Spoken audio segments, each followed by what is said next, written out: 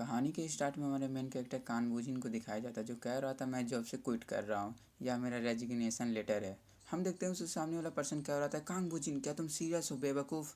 अगर ऐसा है तो ठीक है, मैं इसे ले रहा हूँ, लेकिन आइंदा से तुम मुझे अपनी शक्ल मत दिखाना। तो कांगबुजिन कह रहा होता है, ठीक है बॉस, लेकिन मुझे इस मंथ की सैलरी मिल जानी चाहिए। अगर उसमें से एक भी पैसा कम हुआ तो आप सोच सकते हैं कि आपके साथ क्या हो सकता है। तो उसका बॉस घबराते हुए कह रहा होता है, ठीक है वो तुम्हें मिल जाएगी, तो अब यहाँ से दफ़ा हो जाओ। फिर कांगबुजिन कह रहा होता है, ठीक है अगर ऐसा है तो मैं चलता हूँ, आई होप हम फिर कभी नहीं मिलेंगे। और यह कहकर वहाँ से जा रहा होता है कि तभी उसका एक कलीग उसे रोकते हुए कहता है, कांग क्या तुमने अपनी जॉब छोड़ दी? तो अब तुम क्या करने वाले हो? कांगबुजिन कह रहा होता है, कलीग तुम इसके बारे में चिंता मत करो, मैंने इसके लिए पहले से ही कुछ सोचा है। इसके बाद हम एक शॉप का सीन देखते हैं, जहाँ पर कांग अपने दोस्त के साथ आया होता है, जहाँ पर उसका दोस्त कह रहा होता है, अच्छा तो तुमने अपनी जॉब छोड़ दी, तब तो तुम्हारे पास काफ़ी फ्री टाइम होगा, तो क्यों ना तुम मेरे साथ सुपर एक्टर ऑडिशन में चलो। तो यह सुनकर कांग कह रहा होता है, क्या सुपर एक्टर ऑडिशन? तो उसका दोस्त बताता है, हाँ सुपर एक्टर ऑडिशन, इसे एसबीसी ग्रुप ने जारी किया है। यहाँ तक कि मैंने इसमें सिर्फ फ़न के लिए अप्लाई किया था, लेकिन मैं पहले ही राउंड में सेलेक्ट हो गया। और तो और इसका दूसरा राउंड कल सुबह होने वाला है, लेकिन मैं इसके लिए थोड़ा घबरा रहा हूँ, तो क्या तुम मेरे साथ चलोगे?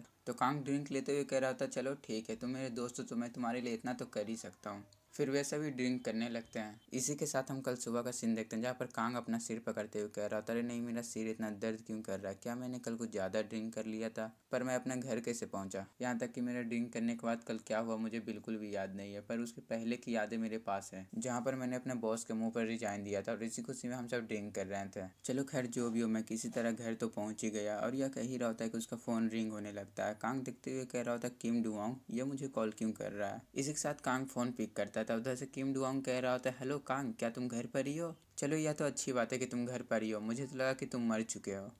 तो उसकी बातों को सुनते हुए कांग कह रहा होता है, अच्छा इसे छोड़ो, क्या तुम्हें याद है कि कल क्या हुआ था? मेरे ड्रिंक करने के बाद कल क्या हुआ मुझे बिल्कुल भी याद नहीं है। तो किम डुओंग कह रहा होता है, क्या कल जो कुछ भी हुआ तुम्हें याद नहीं है? ठीक है मैं तुम्हें बताता हूँ कल क्या हुआ था। हम दोनों जब शराब पी रहे थे तब तुम अचानक गायब भी हो चुके थे, तो मुझे लगा कि तुम वॉशरूम गए होगे, पर तुम काफ़ी समय होने के बाद भी नहीं लौटे, तो मुझे लगा कहीं तुम्हारे साथ कुछ गलत तो नहीं हुआ है ना, इसलिए मुझे तुम्हारी काफ़ी फिक्र हो रही थी। तो कांग कह रहा होता, अच्छा तो तुम्हें याद है, वैसे तुमने कॉल क्यों किया?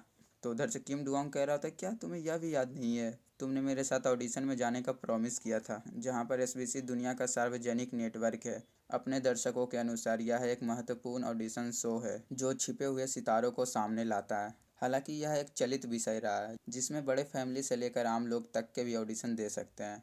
इसी के साथ कांग कह रहा होता है, एक्टिंग करना तो शौक था ना तुम्हारा, पर अब तुम एक्टर बनने जा रहे हो। तभी किम डुओंग कह रहा होता है, चुप रहो, मैंने तुमसे कहा था ऑडिशन कल सुबह होने वाला है, पर तुम तो इसके बारे में भूल ही चुके थे। तो उसे उदास होता देख किम डुओंग कह रहा होता है, डुओंग मेरे दोस्त, मैंने कहा ना मेरी कल की सारी यादें मिट चुकी है। तो डुओंग कह रहा होता है, हाँ हाँ मैंने सुना, पर मैं बहुत घबरा रहा हूँ, बस तू यहाँ जल्द से जल्द आ जा, इसके ख़त्म हो जाने के बाद मैं तुझे पोर्क बेरी और सोजू खिलाऊंगा। तो कांग कह रहा होता है, पर हमने तो इसे पिछले वीक ही खाया था ना। फिर डुओंग कह रहा होता है, अरे ठीक है तुझे जो खाना है वो खा लियो, बस तू यहाँ आ जा। और साथ ही वहाँ एक्ट्रेस हॉन यून भी आने वाली है।